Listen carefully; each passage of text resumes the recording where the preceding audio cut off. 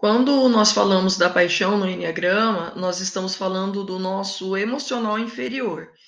Então, ele está relacionado a sofrimento, a dor, enfim, ao afastamento do coração de Deus.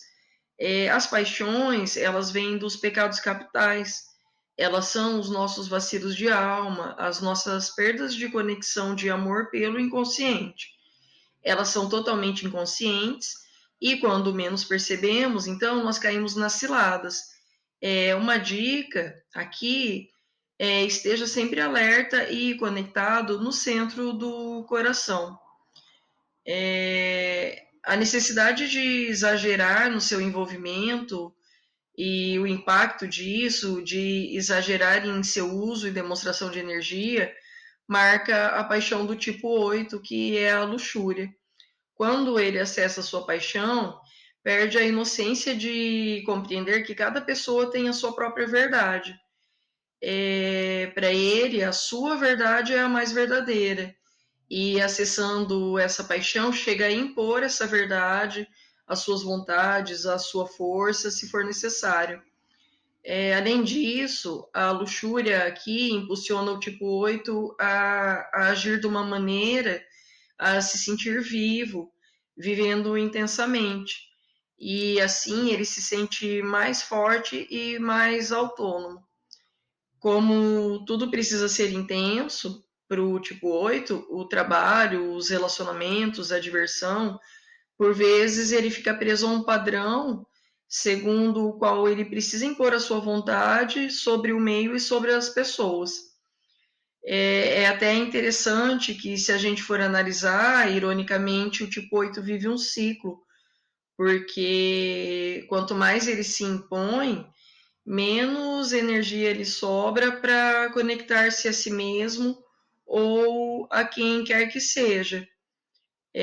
Quanto mais ele se impõe, menor a sensação de estar realmente vivo.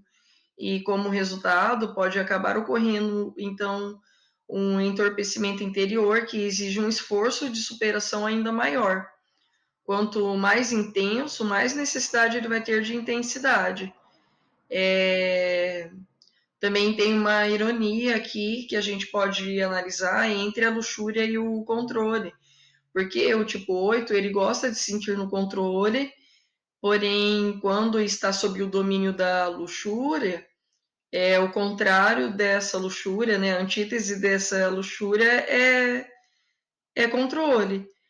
A luxúria é uma reação do eu, é algo exterior que inspira. Por exemplo, se ele está cobiçando um objeto através da luxúria, quem que está no controle? O tipo 8 ou o objeto?